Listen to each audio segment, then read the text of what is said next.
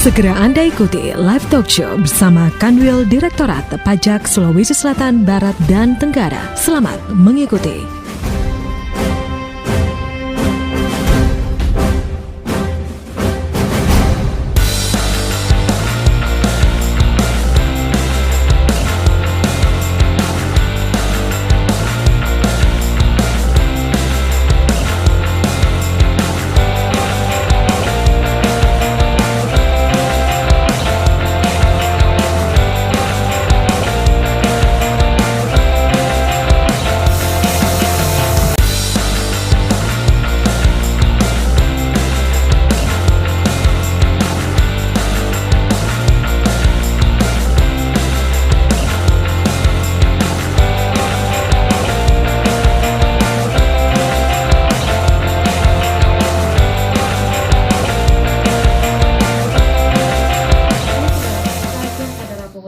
Yang dibayar rakyat untuk negara dan akan digunakan untuk kepentingan pemerintah dan masyarakat umum. Nah, bagaimana peranan pajak dalam pembangunan? Ya, untuk hari ini, dan tentunya kita akan mengenal lebih banyak lagi tentang pajak ya, smart listener. Dan untuk sore hari ini kita sudah bersama dengan tamu-tamu spesial, tamu luar biasa yang saat ini sudah hadir di studio dari Kanwil DJP Sulsel Batra. Saya sapa dulu, di sini ada Bapak Aswar Syam, Kepala Seksi Bimbingan Penyuluhan dan Pengelolaan Dokumen Kanwil DJP Sulsel Batra. Assalamualaikum warahmatullahi wabarakatuh, Pak Aswar. Waalaikumsalam. Juga di sini ada Bapak Stefanus Siregar. Beliau ini merupakan Kepala Seksi Kerjasama dan Hubungan Masyarakat dari Kanwil DJP Sulsel Batra. Selamat sore, Pak Stefanus. Selamat sore, Mbak. Selamat sore. Mungkin sedikit gambaran bagaimana suatu negara menjadi maju di mana pemerintah ini dapat mengelola negara. Baik, Pak Aswar, silakan. Ya, suatu negara kalau ingin maju dan berkembang dapat melakukan pembangunan tadi. Kemudian dari mana negara ini memperoleh sumber dana untuk bisa membiayai semua itu, ya kan begitu.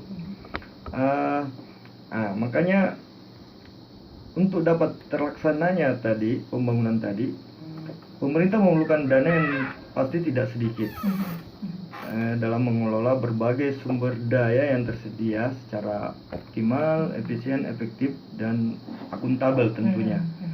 Dengan tujuan akhir untuk meningkatkan kualitas hidup masyarakat secara berkelanjutan.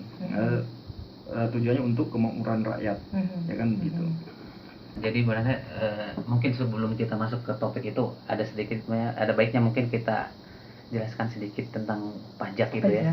Jadi pajak ini kan merupakan suatu, kalau di definisi mungkin secara teoritis disebutkan bahwa pajak itu adalah iuran wajib dari warga negara kepada negara yang sifatnya dapat dipaksakan berdasarkan undang-undang, dan orang atau pihak yang membayar pajak tersebut tidak memperoleh manfaat secara langsung, dan kemudian dana tersebut akan digunakan sebesar-besarnya untuk kemakmuran rakyat. Nah, Kan begini, Pak.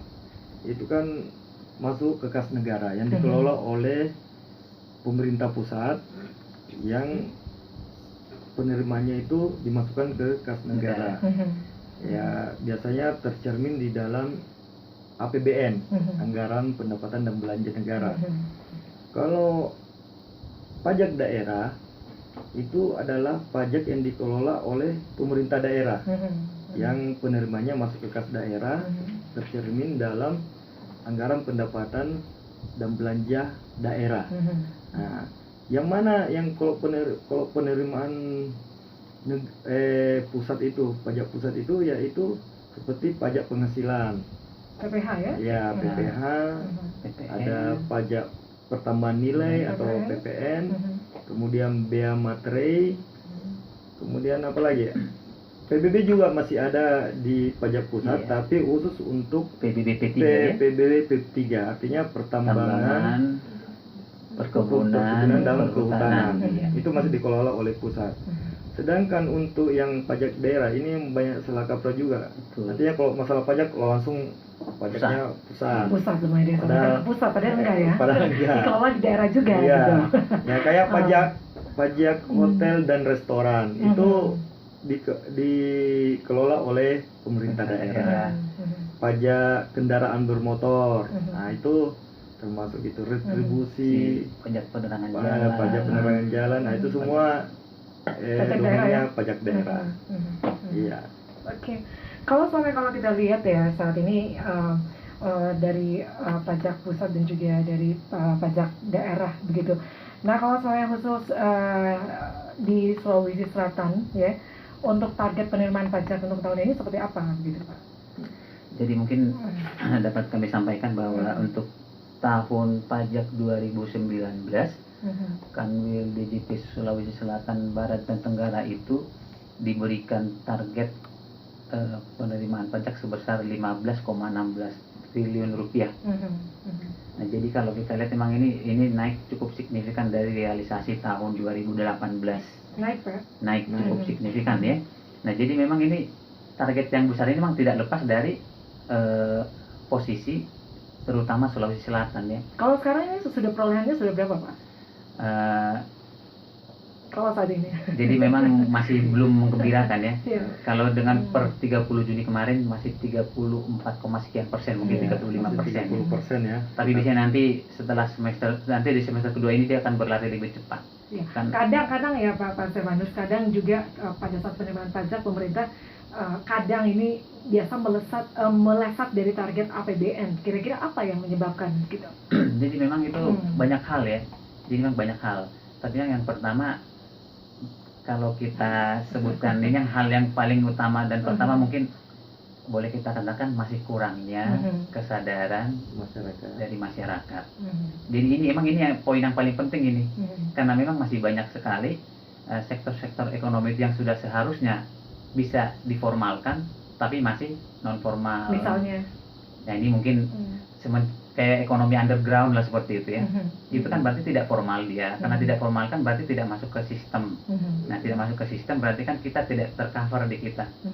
Jadi ini kalau dibilang ekonomi non formal ini susah kita definisikan, tapi ada. Kan kita tahu ini Sulawesi Selatan ini kan pertumbuhan ekonomi secara nasional 4 tahun berturut-turut paling tinggi. Paling tinggi ini. Tapi memang sayangnya memang pertumbuhan ekonomi yang tinggi itu tidak inline dengan penerimaan pajak. Nah ini yang gap ini yang berusaha kita persempit. Nah dengan salah satunya dengan cara talk show ini, dengan cara kita memberikan sosialisasi, edukasi, dan dengan cara pendekatan banyak macam-macam ya Pak Aswar ini kan di bidang penyuluhan ini.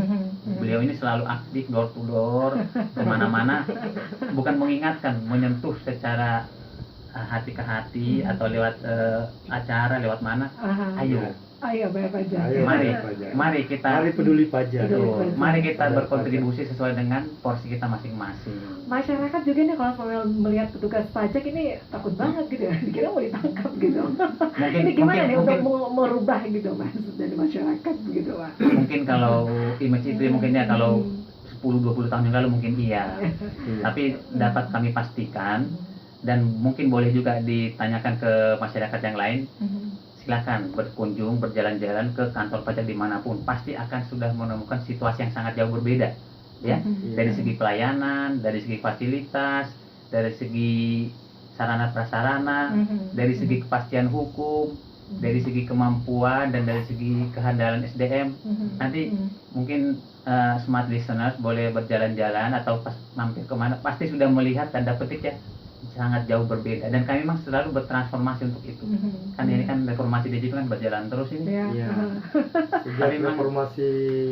Sejak reformasi Direktorat Jenderal Pajak itu memang kita mengubah mindset ya. Nah, karena kita memang sifatnya pelayanan, artinya ya betul-betul apalagi wajib pajak itu kan sebagai pembayar pajak negara. Artinya ya baik Mbak Misna. Mari kita dengar bahwa peranan pajak dalam pembangunan itu, kalau kita lihat dari struktur APBN, Mbak, itu pajak memiliki porsi, penerimaan pajak itu memiliki porsi hampir 80% dari pendapatan negara, penerimaan negara. Selebihnya itu dari pendapatan negara bukan pajak. Artinya negara ini memang betul-betul membutuhkan kesadaran pajak dari masyarakat, apalagi masyarakat yang sudah mampu ya, yang harusnya sudah harus bayar pajak atau apa. Nah itu karena pembangunan ini kita tidak bisa maju atau apa kalau pajak tidak terrealisasi misalnya. Kita ilustrasikan Mbak, kalau misalnya 1 juta uang pajak saja itu yang ditransfer ke daerah itu hampir 344.000 misalnya dari itu ya. 60.915, jadi berapa persennya itu.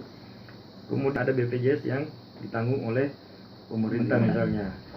Perlindungan sosial, nah, itu perumahan dan fasilitas umum, perlindungan dan lingkungan hidup, itu semua ada porsi pajak di situ untuk membiayai itu semua.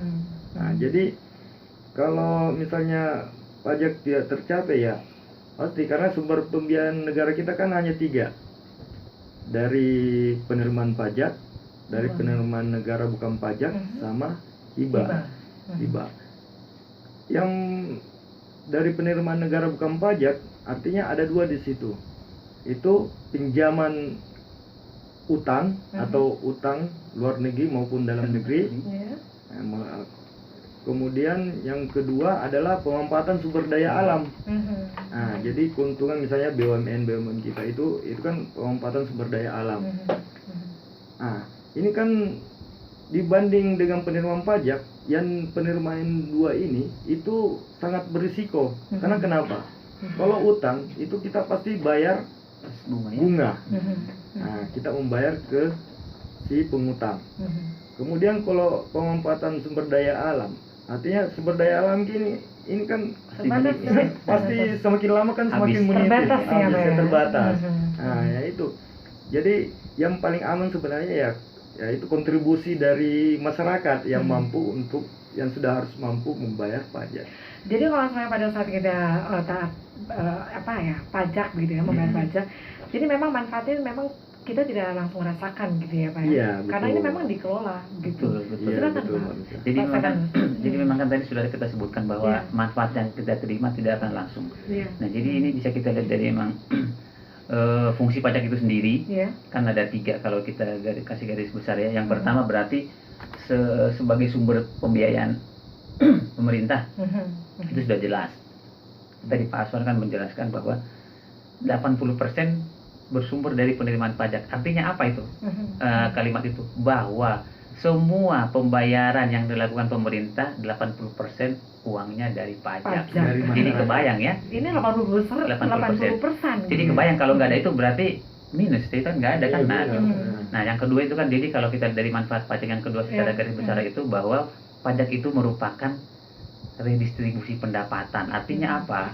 Bahwa melalui pajak ini kita memberikan manfaat kepada pihak-pihak lain yang kurang beruntung melalui subsidi BBM, subsidi listrik, pembangunan infrastruktur di daerah yang tertinggal. Jadi ini sebenarnya fungsi yang kedua yang cukup penting ini.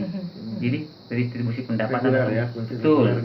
Nah, sebenarnya yang ketiga ini agak panjang kalau disebutin itu. Fungsi yang ketiga adalah fungsi pajak sebagai perwujudan dari Ipolek Sosbud Hankam.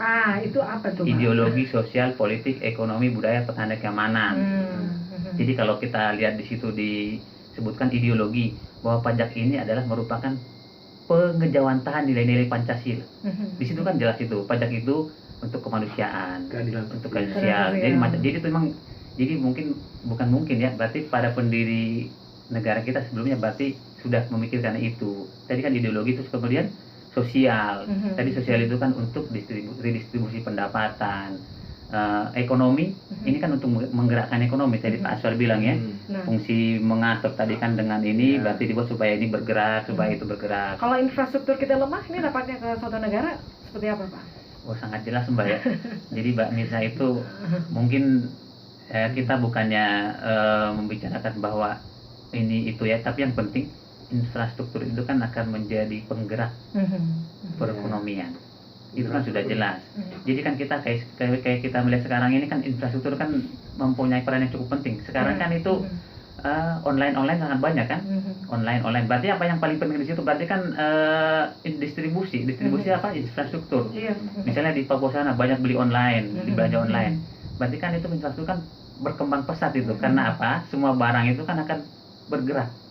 Iya, ya mungkin dulu ada daerah misalnya terisolasi misalnya, artinya jalannya belum bagus sehingga produksi alam dari hasil pertanian yang mereka ingin jual ke kota misalnya kan itu agak kesulitan. Sekarang kalau dengan adanya infrastruktur yang jalannya bagus atau udah ada jalan yang ke kota misalnya yang dulunya butuh waktu 5 jam sekarang sudah jadi bisa 2 jam, itu kan membantu masyarakat dalam hal mendistribusikan misalnya hasil pertaniannya. Kalau hasil pertanian kan bisa cepat busuk biasanya. Nah, itu kan bisa. Jadi kalau misalnya tidak cepat diantar, bisa jadi busuk kan. Itu juga masyarakat juga akan rugi. Tapi itu kan nggak perlu dibayar oleh masyarakat. Yang membayar itu ya pembayar pajak. Ya, ini sangat penting juga untuk para investor gitu ya. Investor datang ke Indonesia gitu ya. Kalau infrastruktur kita bagus gitu ya. Ini kan salah satu semuanya dari pajak. Salah satu indikatornya kan mereka melihat kan kesiapan infrastruktur kan. Kalau belum ntar dulu lah. Di pending dulu Iya, apalagi sekarang ada lagi namanya transfer dana desa. Desa itu diberikan dana sampai 2M ya. Iya, betul. 2M per desa. Nah, itu gimana itu Pak? Itu kan berarti desa diberi kemampuan untuk berswadaya sendiri, bersuadaya, memperbaiki desanya sendiri. Nah, itu. Jadi kalau udah dikasih gitu kan pasti ya pembuatan jalan di desa atau pembangunan desa kan bisa. Tapi itu tergantung juga dari manfaatnya sangat besar. Banyak sekali. Banyak sekali manfaatnya. Ada lagi manfaat yang lain Pak? Sebentar kita bahas ya. Kita ada SMS yang masuk, saya coba baca dulu. Ini dari selamat sore dari Pak Zulkifli. Mohon pencerahannya. Sebagai pemula yang belum mengetahui segala tentang pajak, ini saya baru saja melakukan kredit rumah. Nah, untuk rumah yang sebagai aset tapi masih dalam proses cicilan, apakah termasuk aset kena pajak? Nah, untuk pembayaran pajak rumah dilakukan kemana? Kanwil pajak kah atau pemerintah daerah?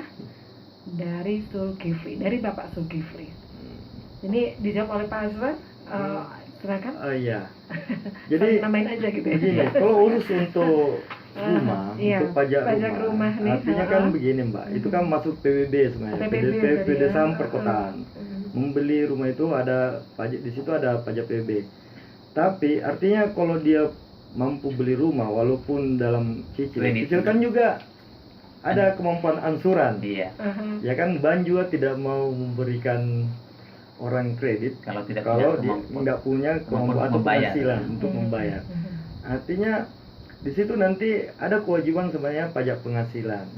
Nah, tapi kan rumah saya walaupun 2M saja, tapi kalau Bapak bayarnya setiap bulan 20 cicilannya 20 juta per bulan berarti kalau dia mampu mencicil rumah 20 juta berarti penghasilannya lebih dari 20 juta. Nah, sementara kalau pajak penghasilan kan namanya ada penghasilan tidak kena pajak. Kalau setahun itu, kalau penghasilan masih di bawah 54 juta, itu sebenarnya tidak kena pajak. Tidak diwajibkan. Nah, tidak diwajibkan untuk menjadi bukan sebagai objek pajak. Penghasilannya itu bukan sebagai objek pajak. Jadi itu. Jadi kalau misalnya kalau maksimal berapa PTKP-nya penghasilan terkena pajak itu ada sampai 127 ya. Kalau menikah dengan istri kerja gitu. Nah, jadi mungkin ini bisa saya tambahkan sedikit. Iya, Jadi memang kalau tadi dia beli properti, ini kena pajak apa gimana gitu. Sebenarnya kan bisa kita lihat gambaran sederhananya saja bahwa dia memperoleh aset dengan mau cash atau kredit tidak masalah. Nanti kan tinggal kita lihat dia itu kan punya cicilan, maksudnya tiap bulan sekian. Nanti tinggal kita bandingkan dengan penerimaannya. Kira-kira masuk akal nggak penghasilan dengan cicilannya? Misalkan setahun setelah dihitung cicilannya misalnya 300 juta nyicilnya ya setahunnya, sementara pas dia lapor di SPT tahunannya penghasilannya 100 juta. Nah, itu kan ada selisih. Tapi ini belum tentu langsung terhutang ya, nanti tetap diklarifikasi dulu ini selisihnya kena apa. Tapi ternyata dia saya jual jual mobil atau dapat warisan atau apa gitu. Jadi sifatnya itu selalu pada pertama kali adalah klarifikasi. Kenapa berbeda? Jadi emang masyarakat jangan takut kalau ada gitu, klarifikasi. Kalau nanti kita memberikan penjelasan dan data-datanya ada, ya selesai, clear kan.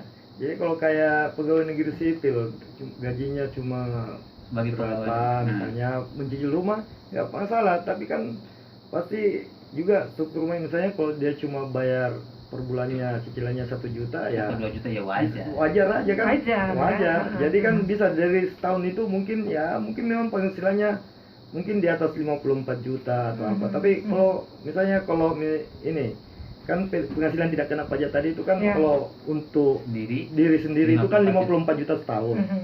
Kalau ditambah lagi dengan statusnya kalau dia sudah berkeluarga itu tambah 5.400.000 ya per bulan. 4.500.000. Kalau punya anak 3 masing-masing tambah 5.400.000. Jadi bisa sampai 70 juta setahun. Jadi kalau sudah 72 juta atau ini penghasilannya cuma sampai situ, berarti dia belum kena. Iya, berarti penghasilan masih di bawah penghasilan tidak kena pajak. Walaupun dia pegawai. Walaupun dia pegawai, walaupun dia pegawai, tapi bukan objek pajak gitu. Ya, kalau misalnya gajinya cuma 5 juta sebulan ya. Itu. Pasti belum kena pajak. Jadi jangan takut. Selamanya klarifikasi gitu. Betul. Ada klarifikasi. Pak, ini tadi pertanyaan dari Pak Zulkifli nih. Kalau supaya untuk pembayaran pajak rumah dilakukan kemana? Kanwil pajak atau pemerintah daerah begitu? Pajak rumah gini, biasanya kan ada transaksi nih. Kalau pajak rumah itu biasanya pengalihan hak atas tanah dan bangunan. Itu kenanya pajak penghasilan pasal 4 ayat 2. Nah, itu kenanya 2,5%. Ya, kalau itu memang bukan karena dia bukan penghasilan ini ya, pada saat transaksinya itu dipotong oleh notaris biasanya. Tapi kalau misalnya pembelian rumahnya itu harga rumahnya di bawah 60 juta itu enggak dibebaskan, dikecualikan dari objek PPh pajak. Iya, betul. Jadi memang bayarnya kalau tadi PPh 4 ayat 2 yang 2,5% itu bayarnya ya berarti bukan di kanwil pajak atau di kantor pajak, bayarnya adalah di bank atau kantor pos. Bang nih, ini kan banyak nih pengusaha ataupun pebisnis pemula gitu ya yang bergerak di bidang UMKM. Nah, untuk pengenaan pajaknya ini seperti apa tuh Pak Silvanus? Ya mungkin ini Pak ya. Gini, kalau untuk pajak UMKM itu memang ada aturannya tersendiri. Artinya kalau dia penghasilannya, omsetnya, peredaran usahanya masih tidak melebihi 4,8 miliar, itu kena tarif 0,5% dari bruto, penghasilan brutonya. Nah, itu di PP 23 Pak ya, tahun 2018. Nah, jadi para UMKM ini dia itu kenapa kenakan satu kali tarif saja, tidak sama misalnya yang progresif. Karena ini untuk memudahkan UMKM untuk tidak kan kalau yang kayak badan usaha atau orang pribadi yang pengusaha besar itu kan harus dihitung pakai pembukuan. Nah, kalau ini cukup pencatatan saja berapa penjualannya setiap bulan atau per hari dia akumulasi setiap bulan. Nah, langsung kalikan 0,5%. tarifnya 0,5%. Jadi nggak perlu ribet sebenarnya kan. Nah, kan begitu. Jadi langsung kali 0,5% dapatlah. Jadi kalau misalnya 1 juta omsetnya 30 juta itu per tahun. Sebulan misalnya ya kan, kalau 30 juta sebulan kali 0,5 kan cuma 150 ribu ya? 150 ribu. Iya. Nah, 150 ribu. Ya itu. Jadi dia bayar 150 dan 30 juta loh. Jadi kalau 30 juta itu kan kalau di 30 juta setiap bulan selama 12 bulan kan belum capai 4,8 Pak ya. Betul. Nah itu. Jadi sebenarnya pemerintah dulunya itu sebelum tahun 2018 sebenarnya 1%. 1% ya. Karena lagi 0,5%. Pak Silvanus mungkin ingin nambahin tuh Pak. Jadi sebenarnya kan ini kan dulu pada tahun 2013 kan UMKM ini mau diformalkan dalam segi perpajakannya dan dibangkitkan dalam segi kegiatan usahanya. Makanya pemerintah mengeluarkan namanya Peraturan Pemerintah Nomor 46 Tahun 2013. Nah, itu diberikan tarif 0,5%. 1% ya. 1%. Tapi dengan berjalannya waktu, pemerintah masih melihat kayaknya ini yang kita kenakan ini masih memberatkan UMKM nih. Jadi kayaknya masih perlu kita kasih diskon gede-gedean nih gitu supaya pajak ini tidak menjadi beban. Jadi nanti yang sisanya yang kita berikan pemotongan itu bisa digunakan sebagai modal atau sebagai tambahan modal ya, untuk menambah lagi usahanya. usahanya. Nah, jadi pada 2018 terbitlah namanya PP 23 2018 yang berlaku per 1 Juli 2018. Dari 1% didiskon setengahnya jadi 0,5%. Jadi tarif itu turun, diharapkan UMKM akan semakin bergairah. Jadi memang ada itu istilahnya apa itu, 0,5%, tapi bukan maksudnya setengah-setengah, jadi 0,5% sepenuh hati. Jadi kalau sudah 0,5%, ayo sepenuh hati, kira-kira gitu ya. Sepenuh hati bayar pajaknya. Kan sudah di diskon lagi kan. Jadi ya. memang itu biar tidak memberatkan ya. Walaupun memang 1-2 tetap ada yang mengatakan berat, tapi kan itu sudah diakomodir lah pendapat dan masukan dari rekan-rekan UMKM ya. Baik, kita ada SMS lagi berikutnya ya, karena waktu kita tersisa 15 menit lagi ke depan. Anda ya, kami masih undang untuk bisa berinteraksi bersama kami di sore hari ini. 833-225 kalau yang mau nelfon langsung nih ya. Kemudian untuk line SMS di 0811 461011. Baik, kita yang pertanyaan berikut dari Bapak Alamsyah. Beberapa hari lalu saya mencoba mencairkan beberapa persen uang tunjangan hari tua di salah satu instansi. Dari customer dijelaskan jika sudah mencairkan dan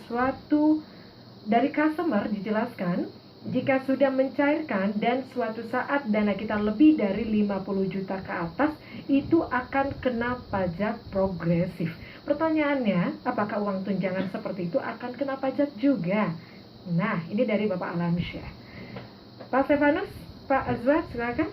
Jadi memang tunjangan hari tua ini kan kalau nanti kita lihat di unsur perhitungan PPh pasal 21, pada saat menerima penghasilan bulanan, tunjangan hari tua yang diberikan oleh pemberi kita itu kan pengurangan berarti otomatis dia belum masuk sebagai unsur penghasilan. Jadi belum termasuk dalam perhitungan objek pajak. Jadi dikenakannya kapan? Otomatis nanti pada saat diterima, berarti pada saat yang bersangkutan menerima manfaat tunjangan hari tua ini. Nah, jadi kan pada saat nanti dia pensiun, tunjangan hari tua tersebut dibayarkan. Nah, memang ada batasan-batasannya. Pada sampai dengan tadi 50 juta memang kan dia 0% ya. Nah, tapi berikutnya dia kena tarif progresif. Tarif saya agak ini ya, tarifnya berapa? Ya. Tapi yang pasti sampai dengan 50 juta sampai 250 juta 100 juta ya, 5%. Pokoknya tapi yang pasti sampai dengan 50 juta masih itu tadi 0%. Sampai 250 juta. Kalau tarif pas itunya agak lupa ya kalau berapa ini progresnya dari untuk informasi lebih jelasnya itu langsung aja ke kantor pajak mungkin ya. Atau mungkin bisa diinformasikan Pak Aswar mungkin. Pak Aswar, Jadi sampai 50 juta itu masih 0%. Jadi kalau dari 50 juta sampai 250 juta itu tarifnya jadi 15%. Artinya begini, 50 juta sampai penghasilan 250 juta itu dikali 15%. Kalau 5 sampai 50 juta itu 5%. Tapi kan tadi dibilang di atas 50 juta, artinya dia dipotong dulu lagi 50 juta. Betul, ya. Baru misalnya begini, penghasilannya 100 juta dari tunjangannya itu. Nah, dikurangi dulu 50 juta, 50 jutanya dikali 5%. Kalau dia cuma 50 juta. Karena penghasilan sampai 50 juta itu kalau yang namanya tarif progresif ya tarifnya 5%. Di atas 50 juta sampai 250 juta itu tarifnya 15%. Jadi kalau misalnya punya penghasilan setahun 200 juta, 50 jutanya itu dikali dulu 5%. Kemudian yang 150 jutanya dikali 15%. Bukan misalnya kalau 200 juta itu langsung dikali semua tarif 15%. Oh enggak, kita dulu dibagi dua gitu Pak ya. Ada 250 juta tadi saya bilang itu tarifnya 15%. Di atas 250 juta itu 30% Pak ya, Pak Step ya. Iya. Iya. Jadi itu jadi ini. Iya. Untuk lebih jelasnya langsung aja ke ini kantor pajak terdekat ya. Ini kalau di Makassar sendiri kantornya di mana tuh Pak? Masih satu kantor aja ya? Kalau di Makassar ini kantor pelayanan pajak ada 4 ya. 4 ya. Di mana Nah, aja tuh Pak? ada di Kantor pelayanan pajak Gedung Madya. Keuangan Negara. Itu namanya KPP Madya. Iya. KPP Madya ini Itu melayani apa aja di situ Pak? wajib Ya. pajak badan yang besar. Wajib badan besar. Ya, di lingkup Kanwil. Ada namanya KPP Makassar, KPP Pratama Makassar Selatan. Ada KPP Pratama Makassar Utara. Itu lokasinya di Gedung keuangan. Gedung Keuangan juga di Kilo 4. Kemudian ada namanya KPP Pratama Makassar Barat. Taman Nah, Macan. itu di dekat Taman Macan itu. Oke, dekat Taman jadi Kota. kalau Somayana nih mau bayar pajak gitu ya, untuk mengetahui berapa yang harus kita bayarkan ya, untuk perhitungannya seperti apa gitu kan, jangan ngira-ngira aja gitu kan, harus tahu gitu berapa nilai ataupun berapa nominal yang memang harus kita bayarkan ya, langsung aja ngecek ya di Nah ini kantor paling pajak. mungkin perlu kita tambahkan mungkin Iya, ya. Jadi kalau mau tahu pajak atau mau nanya apapun, silahkan datang karena kantor pajak itu sudah menyediakan konsultan gratis. Iya. Namanya account representatif yang akan membantu wajib pajak dari A sampai Z. Jadi konsultan gratis disediakan. Jadi silahkan datang, nggak usah ragu-ragu. Silakan datang, gak usah ragu-ragu gitu ya, apalagi takut-takut. Iya, apalagi Kan? itu. Sudah tidak zamannya, sudah tidak Sudah zamannya. ada zamannya. Tapi tadi ya Pak Stefanus, ini kan tadi regulasinya udah jelas gitu kan. Tapi tetap ya, kalau selamanya masyarakat tuh masih enggan untuk membayar pajak gitu. Kira-kira apa yang menjadi tantangan dari Ditjen Pajak gitu? Jadi memang ini kalau kita lihat dari teori-teori emang ya, jadi kalau kita lihat akan timbul kesadaran sukarela, kayaknya tidak ya. Jadi memang itu teori mengatakan banyak, masa ada orang mau mengeluarkan secara sukarela tanpa dia menerima manfaat langsung. Iya. Jadi memang yang makanya dari sekarang pihak Direktorat Jenderal Pajak itu sudah mencanangkan dari sejak awal. Jadi kami itu ada namanya inklusi pajak yang menyentuh generasi muda mulai dari SD, malah dari TK, SD, SMP, SMA, universitas. Mulai dari sana kita sekarang masuk untuk mengenalkan pajak, apa itu pajak, apa manfaat pajak. Nah, nanti kita harapkan pada tahun generasi emas nanti pada tahun 2045 ini mereka sudah 2045 bekerja dan mereka atas Sadar. yang sekarang kita terangkan ini mereka menjadi pelaku-pelaku utama ekonomi kan. Nah, di sana kalau mereka sudah sadar, berarti pada 2045 itu kita memperoleh generasi emas dan akan mendapatkan hasil yang kita tuai dari sekarang kita berikan namanya inklusi atau kesadaran pajak kepada generasi muda. Itu yang sedang Direktorat Jenderal Pajak laksanakan untuk jangka panjang. Kalau untuk jangka pendeknya apa, kita selalu terus mengadakan edukasi, penyuluhan, pengawasan dan tentu juga penegakan hukum. Apa sih yang menjadi tantangan ataupun PR yang terberat untuk saat ini Pak untuk jangka pendek? Ya sebenarnya kalau tantangan yang paling berat itu menumbuhkan kesadaran untuk patuh dan taat. Sebenarnya itu yang paling susah di situ ya. Kan ini kayaknya mau menyentuh dari segi apa ini sekarang ini gitu. Tapi kalau kami memang sudah terus kalau memberikan edukasi, sosialisasi, penyuluhan dan kita diberikan porsi yang cukup besar untuk itu. Tapi memang mungkin masih proses gitu ya. Itu kan dari sisi eksternalnya. Kalau dari sisi internal kita selalu berusaha memperbaiki diri sampai teknologi informasinya kita perbaiki, kualitas data dan kualitas SDM juga kita perbaiki. Artinya sekarang data-data misalnya dalam segi data itu data penghasilan semua itu maksudnya adalah di kantor sejak keluarnya aturan ini ya Jakarta yang kena pajak. Nah, ini gimana nih? Simpanan di bank. Ya. Nah, ini gimana nih? Sebenarnya gini Mbak, itu kan tabungan. Kalau selama sudah dilaporkan di SPT-nya dan memang sesuai dengan ininya, maksudnya penghasilannya dan masih di bawah PTKP itu tidak perlu bayar pajak. Nah, tapi kalau dia sebenarnya tabungan itu nggak pernah dilaporkan atau apa, kemudian dan memang sudah harus kena pajak. Tapi di perbankan sendiri itu ada juga namanya kalau tabungan itu bunga atas bunga tabungan itu akan dikenakan pajak. Tapi ada juga persyaratan tertentunya sampai jumlah berapa bunganya. Tapi kan bunganya. Jadi kalau misalnya bukan tabungannya yang di ini ya, yang dikenakan bukan. Kalau misalnya misalnya tabungannya sampai 10M kan bunganya kan berapa misalnya kan? Kalau 2% tahunnya. Artinya kan Nah, dari situ Mengacunya ke situ Pak ya? Iya, Mengacunya ke kena. situ ya? Misalnya. Jadi kalau mungkin bisa tambahkan kalau tabungan itu atas hasilnya pasti dikenakan pajak oleh bank gitu ya. Iya. Tapi kalau tabungan tersebut ternyata belum dilaporkan di SPT tahunannya, nah itu bisa diklarifikasi. Kan tadi jadi seperti yang tadi tuh Mbak Mirza. Jadi tabungan itu kan termasuk aset juga nih, termasuk harta ini. Nanti tinggal kita sandingkan tabungannya berapa, penghasilannya berapa, matching enggak gitu. Jadi selalu cross check emang nanti antara harta dan penghasilan. Pernah merasa rugi, merasa capek, merasa lelah atau merasa salah membayar pajak. Karena ternyata dengan pajak yang Anda bayarkan itu lebih kurang bisa sampai 100 juta warga Indonesia terbantu. Salah satunya lewat apa? Lewat BPJS. Jadi jangan pernah merasa sia-sia. Walaupun sana sini ada yang kurang, itu sangat membantu buat saudara-saudara kita yang cukup berkekurangan.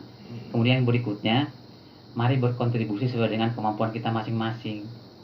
Jangan mau menjadi penumpang gelap di dalam gerbong negara Republik Indonesia ini. Artinya apa? Kita menerima manfaat fasilitas, tapi kita tidak mau berkontribusi. Kan sayang sekali kan? Sama dengan kita naik bus, kita diam-diam udah situ turun loncat kita nggak bayar, itu namanya penumpang gelap, padahal kita mendapat menikmati fasilitas yang betul, ada ya. Pak Suar, silakan Pak Suar. Ya, saya kira udah cukup Mbak. Artinya begini, ya mari kita membantu negara ini. Kapan lagi kita membantu negara ini? Ya, melalui pajak. Melalui pajak ya. Oke, dan untuk informasi lebih jelasnya lagi, kalau semuanya Anda ingin lebih jelasnya lagi tentang bagaimana untuk bayar pajak, ini langsung aja ke kantor terdekat ya, Ya, dari pelayanan pajak terdekat. Iya, oke. Tadi seperti yang diinformasikan ada 4 ya. Ada 4, bisa disebutkan lagi Pak? Kantor pelayanan pajak Maja di kilometer 4 ya, di Gedung Keuangan, terus kantor pelayanan pajak Pratama Makassar Utara dan kantor pelayanan pajak Pratama Makassar Selatan tetap di Gedung Keuangan Negara di Urip. Terus satu lagi kantor pelayanan pajak Pratama Makassar Barat di dekat Taman Macan. Oke, pokoknya nih ya, kalau soalnya Anda mau berkunjung ke kantor pajak ini yang terdekat ya dengan rumah Anda atau teman-teman Iya, Anda. betul. Baik, sekali lagi terima kasih Pak Aswar Syam, Kepala Seksi Bimbingan Penyuluhan dan Pengelolaan Dokumen dari Kanwil DJP Sulsel Batra. Terima kasih. Dan juga Bapak Stefanus Siregar, Kepala Seksi Kerjasama dan Hubungan Masyarakat Kanwil DJP Sulsel Batra. Terima kasih Mbak. Ya, terima kasih Mbak. Baik, dan akhirnya dari lantai 3 Gedung Tribun Timur Makassar, saya Mirza Arianti pamit. Selamat malam dan sukses untuk Anda. Demikian Live Talk Show bersama Kanwil Direktorat Pajak Sulawesi Selatan, Barat, dan Tenggara. Sampai jumpa.